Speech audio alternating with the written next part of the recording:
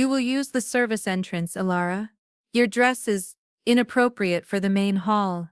My mother, Beatrice, didn't even look at me, her eyes fixed on the grand ballroom entrance where our family name was projected in golden light. The deeper betrayal wasn't just the order to hide, it was the casual cruelty from the one person who was supposed to be my biggest champion. Have you ever been made to feel like a stranger by your own blood? It's a cold, hollowing feeling. They thought I was a nobody, a footnote in their perfect family story. They were wrong. This isn't just a story about a party. It's the story of how I built an empire in silence and finally took back the narrative, live on camera.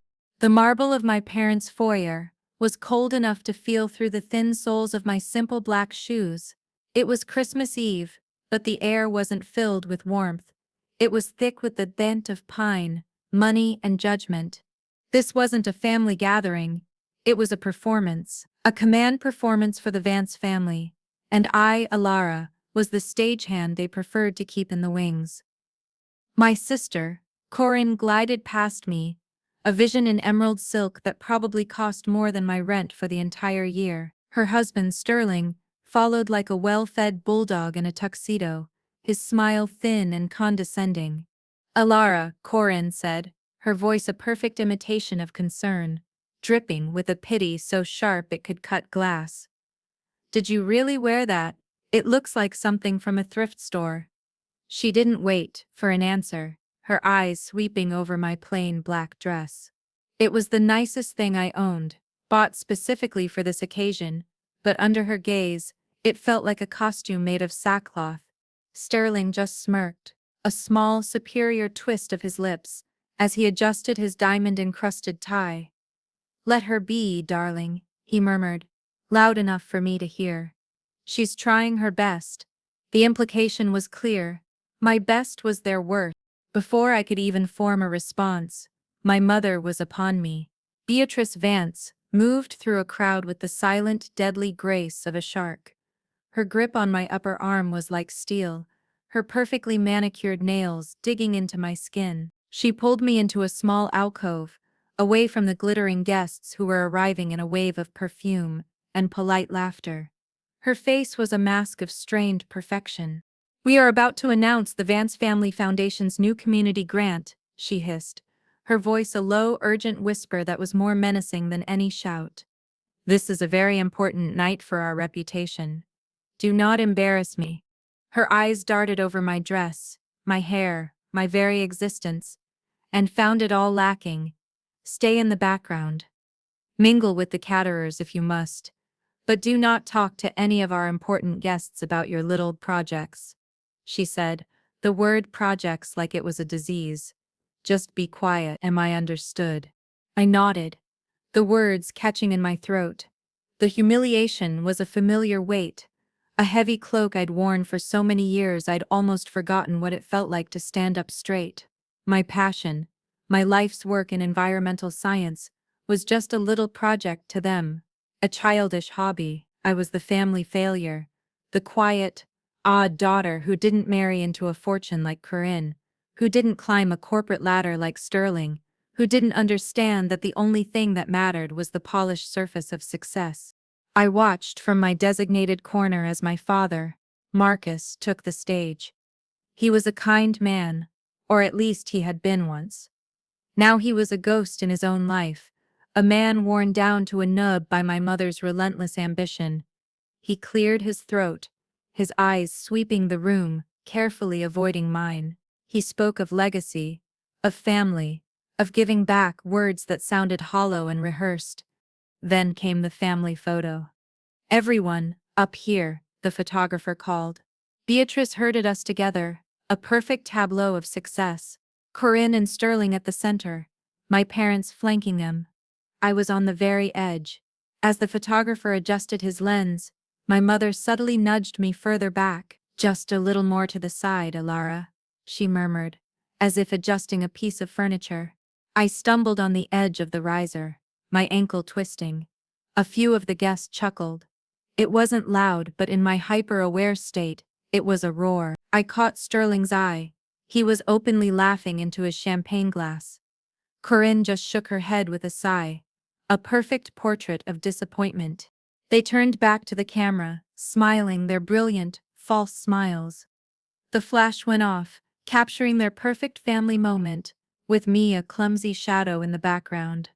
They raised their glasses, toasting to their own success, to the Vance legacy, and as I stood there, alone and invisible in a room full of people, the last, thin thread of hope I had for their approval, for their love, finally snapped. It didn't break with a loud crack, but with a silent, cold certainty. I was done. I was done being their footnote. I was done being quiet. I would not be a shadow in their story any longer. I would write my own. The days following Christmas were a fever dream of righteous anger and cold, hard resolve, the lingering sting of their laughter, the memory of my mother's icy grip, fueled me in a way years of quiet longing never had. I didn't cry. I didn't scream. I retreated. My sanctuary was the cluttered single-car garage behind my tiny rental apartment, a space that smelled of motor oil, soldering flux, and potential. This was my real home, not that cold marble mausoleum they called a house. Surrounded by my half-finished prototypes, schematics tacked to the walls, and stacks of scientific journals that served as both research and furniture, I finally found my focus. The grant my mother had been so proud to announce, the one that earned them applause and a flattering mention in the society pages, was a pittance. $10,000 to a local community garden. It was a publicity stunt, a tax write-off disguised as philanthropy. It was designed to maintain an image, not to create change. I looked at my own work, the complex diagrams of a water purification system I'd been conceptualizing for years, and I knew with a certainty that burned in my chest that I could do more. I had to do more. For an entire week, I barely slept. I lived on black coffee and the sheer, unadulterated power of my will. My anger wasn't a hot, messy emotion anymore. It had cooled into a laser sharp and precise. I spent hours online, my fingers flying across the keyboard of my aging laptop, diving into the world of environmental tech grants. I scrolled past the big corporate foundations, the ones that required connections I didn't have, and a pedigree I would never possess. And then I found it, the Pendleton Innovators Fund. Everything I read about it screamed impossible. It was notoriously difficult to win, run by a reclusive and reportedly ruthless ex-CEO named Arthur Pendleton. The fund didn't care about family names, social standing, or polished press releases. The online application was stark, almost brutal in its simplicity. It cared about one thing and one thing only: a viable, world-changing idea backed by irrefutable data. My idea felt like a long shot, a dream I'd scribbled in notebooks for years. It was a low-cost, solar-powered water purification system that used a unique, self-cleaning polymer membrane I had been developing in theory. It was ambitious. To anyone else, it might have seemed impossible, but sitting there in the quiet hum of my garage, it felt like the only possible path forward. I poured every ounce of myself into the proposal. This wasn't just an application. It was a declaration of war against the life they expected me to lead. I compiled my years of research. I refined my designs into professional-grade schematics, and I outlined a plan so detailed, so thorough, that it bordered on obsessive. I wrote code for the control system until the letters blurred on the screen. I ran simulations on my old laptop, which whirred and overheated in protest. I took the last $400 from my meager savings account and used it to order the raw materials I needed for a small proof-of-concept model, a miniature version I could photograph and include as evidence. My fingers became numb from typing and stiff from assembling delicate components. My back ached from hunching over my workbench, but I didn't stop. Every time I felt a flicker of doubt, I pictured Sterling's smirk, Corinne's pitying gaze, my mother's command to be quiet. Their mockery wasn't an insult anymore. It was my mission statement. This proposal, this grant, was my one and only shot to turn their disdain into the fuel for my ascent. Hitting the submit button in the cold, pre-dawn hours of a Tuesday morning felt less like an action and more like a prayer sent out into the void. 2 weeks later, an email landed in my inbox. The subject line was simple, stark, and utterly terrifying. Interview invitation, Pendleton Innovators Fund. My heart hammered against my ribs so hard I thought it might break free. I got the interview. The Pendleton Fund was headquartered in a glass and steel tower that sliced into the downtown skyline, a monument to the kind of power my family understood and respected, but that I had always viewed from a distance. Stepping into the lobby, I felt my thrift store blazer and sensible shoes shrink under the weight of the polished granite and silent, judging eyes of the security guards. I was completely out of place, a field mouse in a lion's den. The elevator ride to the penthouse floor was silent and swift. When the doors opened, I was met by a minimalist office that was less a workspace and more an art installation. The woman at the front desk didn't smile. She simply nodded me toward a set of imposing oak doors. Arthur Pendleton was exactly as the rumors described him. He was a man carved from granite and disappointment, dressed in a suit so sharp it could have cut diamonds. He didn't rise to greet me. He just gestured to the single, uncomfortable-looking chair opposite his massive desk, his eyes, the color of a stormy sea, already dissecting me. He didn't waste time with pleasantries. He had my proposal, printed and bound, sitting in front of him. He picked it apart with the surgical precision of a master interrogator. He didn't raise his voice, but his flat, emotionless tone was more intimidating than any shout. Your cost projections are optimistic to the point of fantasy, Vance, he began, tapping a long, bony finger on a spreadsheet I'd spent days perfecting. Your supply chain analysis ignores 3 major geopolitical risk factors. Your membrane, while theoretically interesting, has never been produced at scale. This is a pipe dream. He leaned back, his gaze pinning me to the chair. Tell me, why shouldn't I throw this in the trash right now? My voice trembled when I first spoke, a pathetic little quiver that I was sure confirmed his every negative assumption. But then, I looked at my schematics, at the data I knew was sound, and a different kind of energy took over. The anger that had fueled me in the garage was still there, but now it was tempered by years of knowledge. I wasn't going to give him a sob story about my family. He wouldn't care. Because the data is real, I said, my voice finding its footing. I stood up and walked to his desk, pointing to a specific chemical equation. The polymer's efficacy isn't theoretical. The proof of concept model, which I built myself, achieved a 99.7% purification rate for heavy metals and bacteria. Your geopolitical risks are valid, but my plan includes sourcing from 3 different continents to mitigate that. The cost projections are based on mass production, which brings the per-unit cost down exponentially. I spoke for 10 minutes straight, laying out the science, the scalability, the humanitarian impact. I didn't ask for his approval. I presented facts.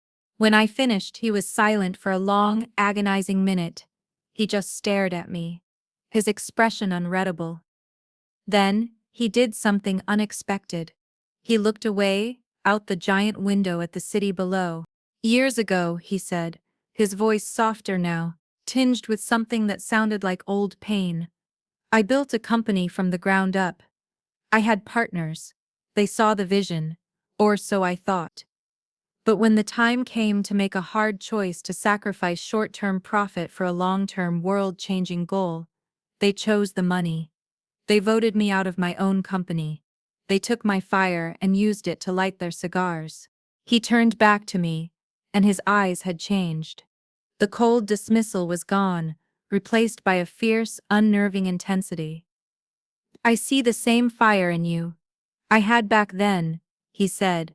But fire without discipline is just arson. It burns bright and then it burns out, taking everything with it. He leaned forward, his hands clasped on the desk. I'll fund you, he said, and my breath caught. But these are the conditions. This isn't a grant, it's an investment. I will be your direct supervisor. You will provide me with weekly progress reports, detailed down to the last dollar spent and the last hour worked. You will not deviate from the plan without my express approval. And you will not fail." He stood up, towering over me. "Let's be very clear, Miss Vance. I am not investing in your idea because I'm a good person. I am investing in my own redemption through you. I want to prove that vision can triumph over greed. Do not make me regret it." The pressure was immense, a physical weight settling on my shoulders, but beneath it, for the very first time in my life, was a feeling of profound validation. He didn't see a poor relation or a family failure. He saw fire, and he was going to teach me how to build an empire with it. The next year wasn't a year, it was a crucible. It was the hardest, most isolating, and most transformative period of my life. The process Arthur Pendleton enforced was a methodical, grueling, relentless climb up a mountain, with no summit in sight. He was not a gentle guide. He was a drill sergeant. "Genius is useless if you can't read a contract, Elara," he'd bark at me during our mandatory Tuesday morning video calls. His face, projected on my laptop screen, was a constant reminder of the stakes. He didn't care about my scientific breakthroughs if I couldn't articulate them in a business plan. He forced me to enroll in online courses, not in advanced chemistry, but in project management, supply chain logistics, and business law. My evenings, once spent tinkering with polymers, were now spent studying torts and intellectual property rights. My brain felt like it was being rewired, stretched in directions I never knew it could go. My life shrank until it fit inside the four walls of my new reality. To save every penny of Arthur's investment for the project, I gave up my small rental apartment.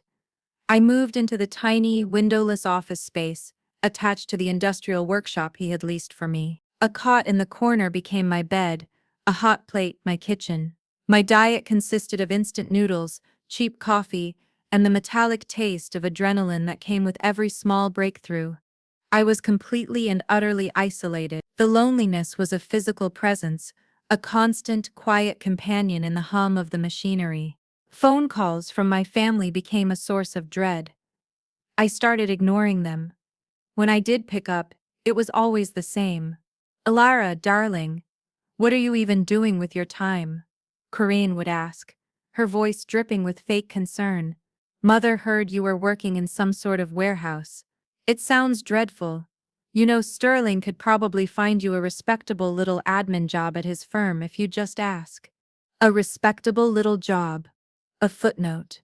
I'd murmur a non-committal answer and hang up, the conversation leaving a bitter taste in my mouth. They assumed my silence, my disappearance from the family radar, was just more proof of my aimlessness, my failure to launch. They had no idea that in my self-imposed exile, in that dreadful warehouse, I was building something real. I was building it one circuit board, one line of code, one meticulously documented expense report at a time. The tangible struggle was immense. It felt like for every step forward, I was knocked 2 steps back. A critical component supplier in Germany went bankrupt overnight, sending my production timeline into a tailspin. I spent 3 sleepless weeks learning how to fabricate the complex part myself, my hands raw and burned from the soldering iron. Just as I was catching up, a massive power surge from a thunderstorm fried my main server. An entire week's worth of crucial data gone. I called Arthur, my voice shaking with panic. I expected him to yell. Instead, his voice was deathly calm.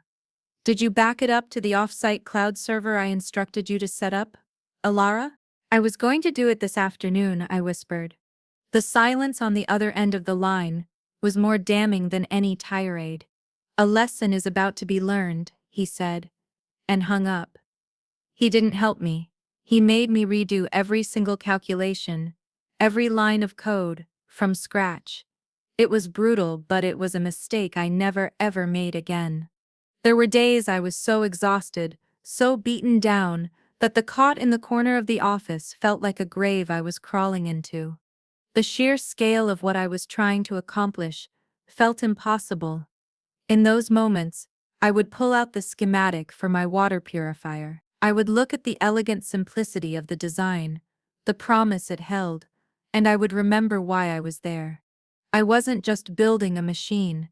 I was building a new version of myself. Every problem I solved, every obstacle I overcame, was another brick in the foundation of the woman I was becoming, a woman my family would never recognize. Just as the first full-scale prototype, I called her Aura 1, began to yield consistent, powerful, and frankly astounding results, the outside world intruded. An offer arrived, not through a formal channel, but through a high-priced lawyer who showed up at my workshop unannounced, looking deeply uncomfortable to be in an industrial park. He represented a major multinational corporation, a giant in the water solutions space. Through some industry leak, some whisper in the supply chain, they had gotten wind of my work. The lawyer slid a binder across my cluttered workbench. It was an offer to buy out my patent, my research, my entire project. The number on the final page made my breath catch in my throat. It was a staggering amount of money, the kind of sum that was an abstraction to me. It was solve all your problems forever money. It was more money than my entire family, Sterling included, probably had in liquid assets. It represented an instant escape from the cot, and the instant noodles from the relentless grind and the crushing loneliness. I could buy a beautiful house. I could travel the world. I could finally walk into my parents' Christmas party and have the one thing they truly worshipped, financial success. I could shove it in their faces. But as I read the fine print, a cold knot formed in my stomach. There was a catch, a single clause buried in pages of legalese. Their plan wasn't to develop my technology. It was to acquire it and shelve it indefinitely. My efficient, low-cost system was a direct threat to their existing, less effective, but highly profitable product line. They wanted to buy my innovation simply to bury it. My hands were shaking when I called Arthur. I laid out the offer, my voice flat. He listened without interruption. When I finished, he didn't offer advice. He simply laid out the choice with his trademark clinical precision. You have two paths, Elara, he said. Path 1, you take the money. You will be comfortable for the rest of your life. You can buy anything you want. You will have proven your family wrong on the only terms they understand. No one would blame you. He paused. Path 2, you stick to the mission. You refuse the money and continue on this difficult, uncertain road. You might fail. You might end up with nothing. But you might, just might, change the world. He was silent for a moment. It's your call, but you should know which company made the offer. He told me the name of the corporation. It was Sterling's company. My brother-in-law, the man who laughed at my thrift store dress, wanted to buy my life's work just to lock it in a vault. He didn't even know it was me. The irony was suffocating. I thought of the money. I thought of a warm bed, of a life without constant anxiety. Then, I thought of the schematics for Aura 1.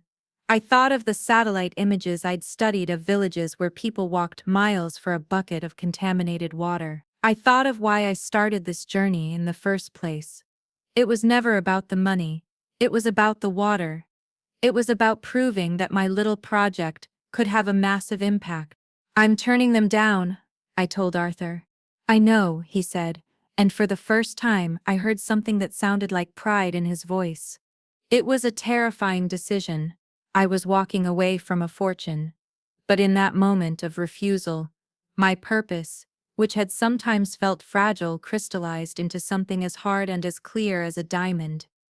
I wasn't doing this for them anymore. I was doing this for me. Sterling Hayes did not take rejection well.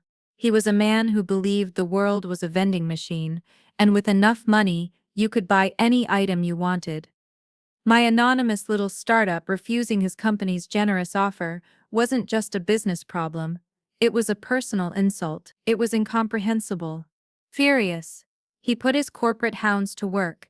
Through his network of connections and a few ethically gray private investigators, he started digging into the small, mysterious company that had dared to say no.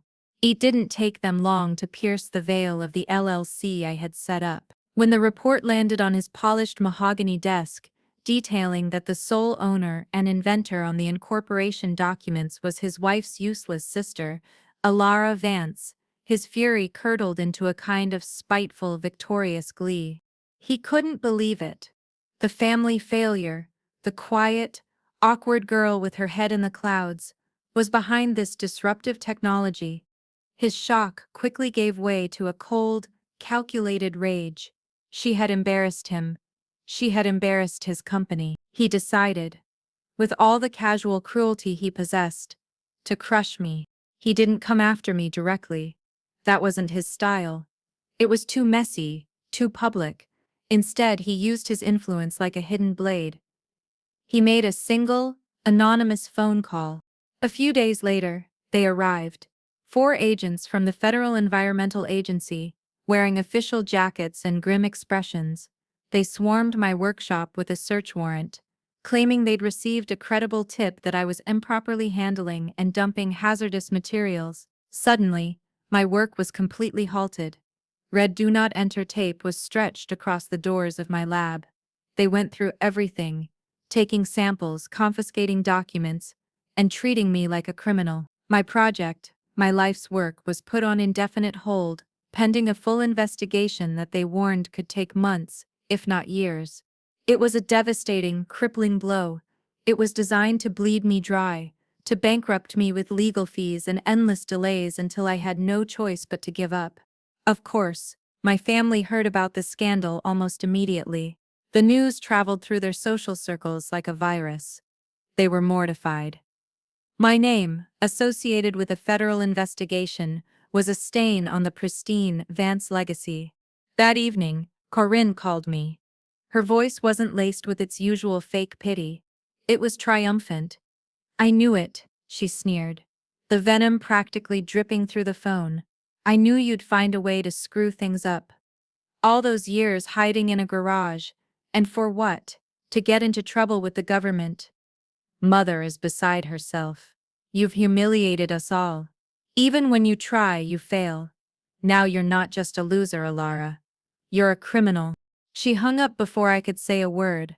I sat there in the dark, silent office, the red tape on the workshop door visible through the window. For a moment, a dark, sinking moment, it felt like they had finally won. I was exhausted.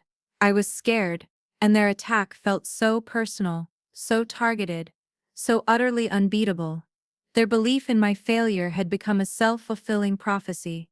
I felt the fight drain out of me, replaced by the cold, heavy weight of defeat. Sterling's carefully planned sabotage, the move he thought would be my checkmate, backfired in the most spectacular way imaginable. He had underestimated me, but more importantly, he had underestimated my mentor. From day one, Arthur Pendleton had drilled into me the importance of one thing above all else: documentation. The world is run by those who keep the best records. Elara, he had hated like a mantra. Geniuses have ideas. Legends have paperwork to back them up. Thanks to his relentless obsessive mentorship, my documentation was flawless. Every single chemical I used was logged in a digital and physical record. Every disposal manifest was signed, dated, and filed.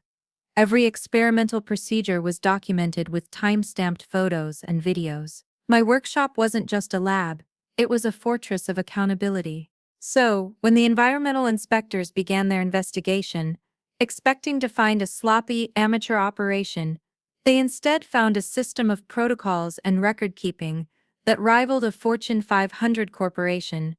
Instead of finding violations, they were astounded, they were impressed. The lead agent, a stern woman who had initially looked at me with deep suspicion, spent an afternoon reviewing my data logs. "Miss Vance," she said, her tone shifting from accusatory to respectful, "your safety protocols here are some of the most meticulous I've ever seen. And this technology," she gestured to the now idle Aura 1 prototype, "this is remarkable." 2 weeks later, I received an official letter. I was cleared of all wrongdoing. But it didn't stop there. The agency, impressed by my system's potential to solve environmental problems rather than create them, offered to connect me with a special government initiative for promoting and funding promising clean technologies. That official validation was the key that unlocked everything. It was a seal of approval that no amount of money could buy. Arthur had been waiting for a moment just like this. He used the agency's report to approach a silent partner he had been cultivating for months. A massive philanthropic tech fund dedicated to high-impact environmental projects. With a massive influx of capital that made Sterling's buyout offer look like pocket change, we didn't just recover, we exploded. We officially launched Aura Innovations. But we made a critical strategic decision. I would remain completely, totally anonymous. We hired a public-facing CEO, a charismatic industry veteran, to handle the press, the board meetings, and the public appearances. He would be the face of the company. I would be the ghost in the machine, the secret brain, free to work, create, and build without the distractions of the public eye. And build, I did. With the new funding, my first move was to buy the entire industrial park my workshop was in. I expanded the lab, built a state-of-the-art production facility, and hired a small, brilliant team of engineers who reported directly to me. I established a parent holding company, a deliberately boring and anonymous entity that began quietly acquiring smaller tech firms, logistics companies, and strategic real estate holdings. In the span of 18 months, I went from living on a cot in a garage to being the secret, anonymous owner of a multi-million-dollar green technology empire that was rapidly growing. And my family, they remained blissfully, completely unaware. The story they told themselves was that their poor, struggling daughter had gotten into some legal trouble, but had somehow managed to wiggle out of it. They still thought of me as the aimless failure, a problem to be managed, never suspecting that I was quietly becoming more powerful than any of them could possibly imagine. 2 years to the day after that soul-crushing Christmas Eve, another invitation arrived. It was thick, cream-colored cardstock, the kind of paper that whispers of money and importance before you even read the words. The engraving, in an elegant gold script, announced the inaugural Vance Family Philanthropic Legacy Gala. It was to be held at the city's most exclusive, 5-star resort hotel. The occasion, a prestigious national environmental charity, was honoring my family for their long-standing commitment to a greener future. The irony was so thick, so grotesquely rich, I felt like I could choke on it. Their long-standing commitment consisted of a few token donations, all carefully calculated for maximum public relations impact. A few days later, my mother called. Her tone wasn't warm or inviting. It was the voice of a general issuing a command. "Elara, you will be there," she stated, leaving no room for argument. "I've even had a dress sent to your apartment. A lovely little piece. We can't have a repeat of last time. This is for the Vance legacy. It's important that we present a united front." A united front. She wanted me as a prop for her perfect family portrait. The invitation felt less like a request, and more like a final test. Was I still the same girl who could be pushed into a corner? Did I hide from them, or did I finally face them on my own terms? My hand was shaking as I dialed Arthur's number.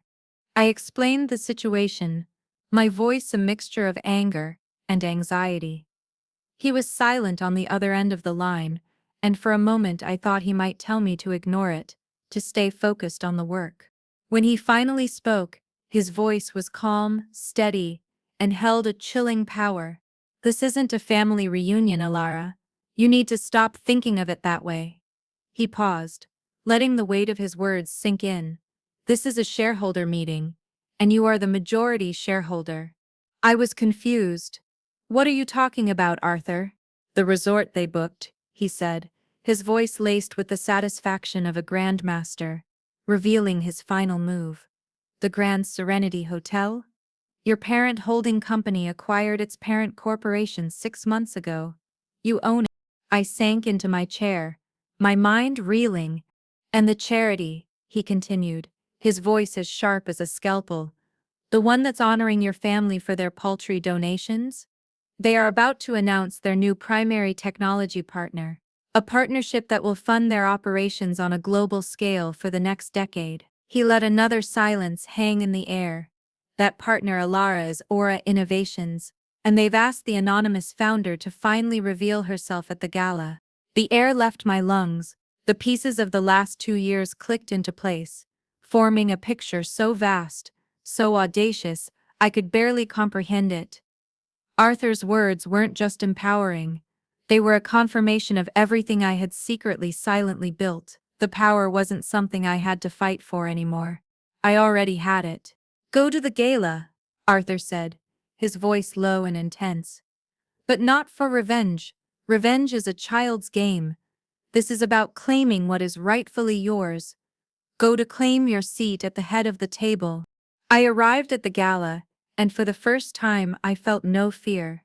I wasn't wearing the frilly pastel-colored dress my mother had sent, a garment clearly chosen to make me look young, harmless, and insignificant.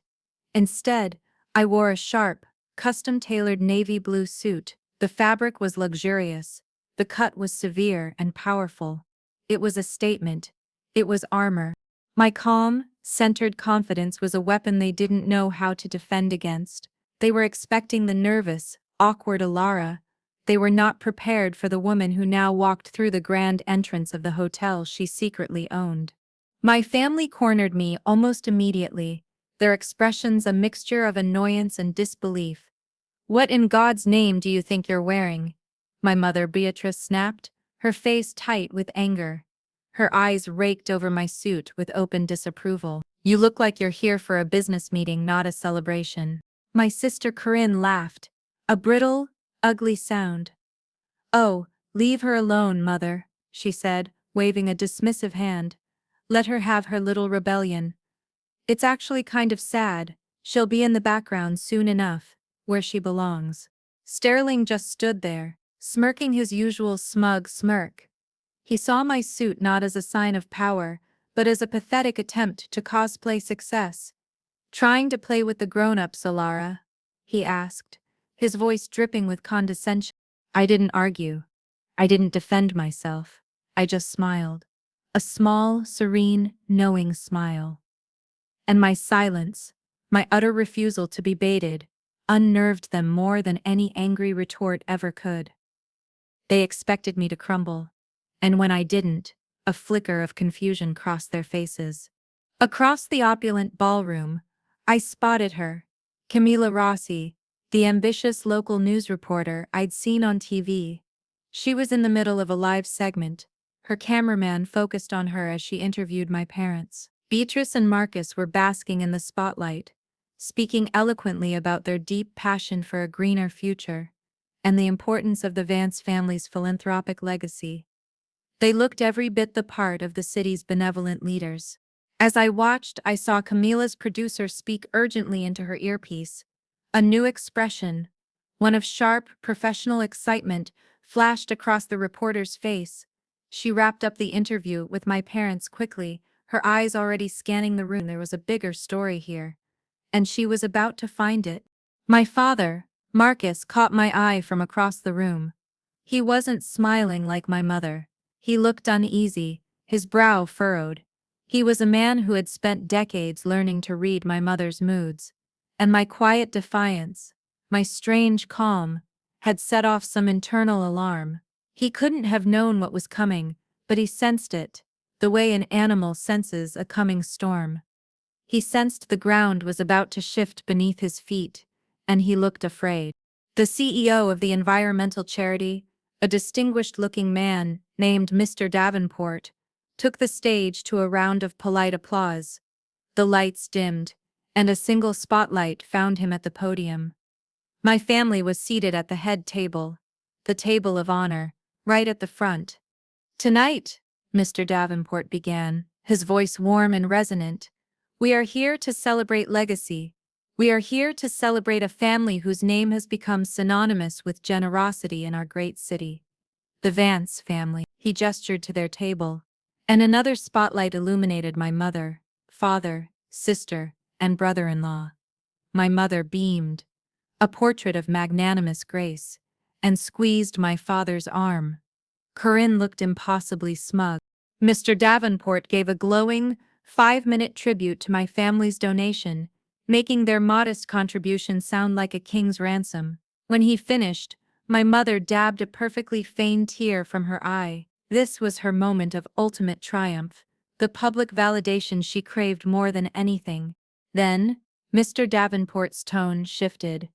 "And while we are deeply, profoundly grateful for the Vance family's contribution," he said, his voice gaining a new energy, "tonight we are also here to announce a new beginning, a partnership that will not just support our work, but will truly revolutionize it on a global scale." A hush fell over the room. The giant screens on either side of the stage, which had been displaying the Vance family name, flickered to life. A video began to play. It was a slick, professionally produced piece, showing stunning aerial shots of remote villages, followed by close-ups of a sleek, solar-powered device pulling filthy water from a river and dispensing crystal-clear water from a spout. It was my system. It was Aura One. The name Aura Innovations flashed on the screen in bold, clean letters. I saw my family from across the room. They looked confused, their perfect smiles faltering. This wasn't part of the script. "We are honored," Mr. Davenport's voice boomed through the ballroom, "that the brilliant visionary, and until now, anonymous founder of Aura Innovations has chosen tonight, at this very event, to step into the light for the first time." He paused, letting the suspense build. The entire room was holding its breath. "Ladies and gentlemen," he declared, his voice filled with genuine excitement, "please join me in welcoming the woman who is single-handedly making our future possible, Ms. Elara Vance." And then it happened. The spotlight that had been shining on Mr. Davenport swung across the room, a blinding white spear of light that landed directly on me. In that single, silent, heart-stopping instant, every camera in the room, the news crews, the event photographers, the guests with their phones swiveled away from my family and focused on me. Camilla Rossi and her news crew, who had been waiting for their moment, practically sprinted in my direction, their microphones extended like offerings. "Miss Vance! Miss Vance! Elara Vance!" My name, my real name, echoed through the suddenly silent ballroom, no longer a footnote, but a headline. The world didn't just stop. It shattered and reassembled itself in a new and terrifying order for my family. The spotlight on me was like a harsh, interrogating beam, and in its glare, their carefully constructed reality dissolved. My mother's face was a horrifying, fascinating cascade of emotions. The radiant pride she had worn just moments before melted into confusion, which then curdled into utter disbelieving shock, and finally settled into a ghastly, bloodless pallor. She turned ghost white, her hand flying to her chest as if to keep her heart from escaping. Her perfect, poised mask had cracked, revealing the frantic insecurity beneath. My sister Corinne and her husband Sterling were frozen, statues of disbelief. Their jaws had literally dropped open.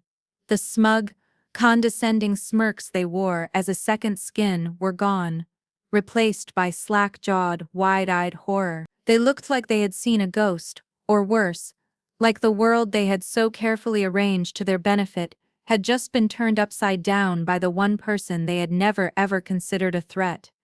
They were completely, utterly speechless. But my father, his reaction was different.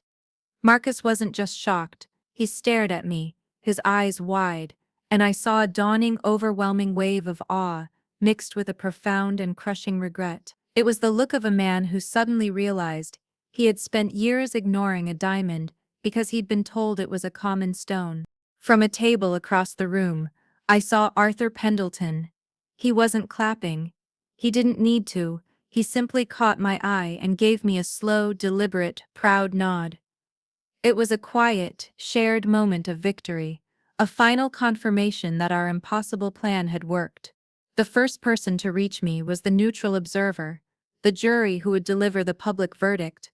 Camilla Rossi, the reporter, ignored my stunned, gaping family completely.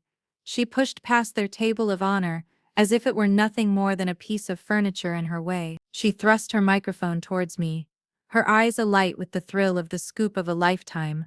"Miss Vance," she said, her voice crisp and professional, cutting through the stunned silence. "Camila Rossi, Channel 8 News. Are you confirming that you are the secret CEO and founder of Aura Innovations, the same company whose parent corporation acquired this very resort just 6 months ago? Can you tell us why you chose to stay anonymous for so long?" I took the microphone from her hand. My own hand was perfectly steady. I didn't look at my family. I didn't need to see their collapse up close. I looked directly into the lens of the news camera, knowing that this moment was not for them. It was for me. "Yes, that's correct," I said, my voice clear and strong, amplified throughout the ballroom. "I founded Aura Innovations to solve problems, not to seek publicity." I paused, then turned my head slightly, acknowledging the man who had believed in me. "I'd like to thank the charity for this incredible partnership, and I'd like to thank my mentor, Arthur Pendleton, for his unwavering belief in me when no one else had any." I spoke about the power of a single idea, about focusing on the work instead of the credit. The final word was mine. As I finished speaking and began to walk toward the stage to join Mr. Davenport, a final, perfect act of their public humiliation unfolded. The resort's general manager, a man who 20 minutes ago would have bowed and scraped to my mother, approached her table with an apologetic but firm expression. "Mrs. Vance," he said, his voice loud enough for the surrounding tables to hear, "I'm so sorry for the inconvenience, but we need this table cleared. We need to make room for Ms. Vance's team." Their worldview, their entire social standing, had just publicly collapsed. They weren't the stars of the show. They weren't even the supporting cast. They were the opening act for a story that was never ever about them. A week later, the memory of the glittering ballroom felt like a scene from someone else's life. I wasn't there. I was here, in my clean, sunlit office, overlooking the bustling production floor of Aura Innovations. The frantic energy of the gala had been replaced by a quiet, focused hum of purpose. This was my real victory, not the shocked, pale look on my sister's face, but this, the tangible reality of what I had built. I was on a video call, finalizing the logistics for the first major shipment of Aura units. They weren't going to a wealthy suburb or a corporate campus. They were going to a drought-stricken village in Southeast Asia, a place I had only ever seen on satellite maps. Looking at the purchase order, at the flight manifests, at the smiling face of the local aid coordinator on my screen, that was the feeling of winning. It was the quiet, profound power to create meaningful change, far from any spotlight. After the call ended, there was a soft knock on my office door. I looked up, expecting my head of engineering. Instead, it was my father. He looked older, smaller, stripped of the bravado and bluster he used to wear like a shield. He was just a man, humbled and filled with a regret, so heavy it seemed to stoop his shoulders. He stood in the doorway for a long moment, just looking at me, at my office, at the empire I had built in secret. "I am so sorry, Elara," he finally said, his voice thick with an emotion I hadn't heard from him in decades. "For every time I stood by and said nothing, for every time I let them mock you, for every time I chose peace over you. I was a coward." Tears welled in his eyes. "I am so proud of you, and so ashamed of myself." I didn't offer him easy forgiveness. The wounds were too deep for that, but I didn't turn him away. I nodded toward the chair opposite my desk. "Sit down, Dad," I said. It was a start. We talked for 2 hours, for the first time in years, not as a disappointment and her father, but as two adults. My mother and sister have not contacted me. Their silence is its own answer, a loud, clear broadcast of their inability to accept a world where I am not the family failure. I've heard through the grapevine that they tell people I got lucky or that Arthur Pendleton did all the real work. It doesn't matter. It doesn't touch me. I realize now that true victory was never about getting revenge. It wasn't about making them see my worth. It was about becoming so completely and powerfully myself, so grounded in my own purpose, that their opinions, good or bad, no longer had any power over me. They became irrelevant. My new beginning isn't defined by their approval or their anger. It's defined by the quiet hum of my factory, by the clean water that will soon flow in a place that has none, and by the purpose I fought for, bled for, and finally won. My story is proof that your value is never determined by the people who refuse to see it. It's determined by your own resilience, your own integrity, and the fire you refuse to let anyone extinguish. So I want to ask you, what labels have you refused to accept in your own life? Let me know in the comments below.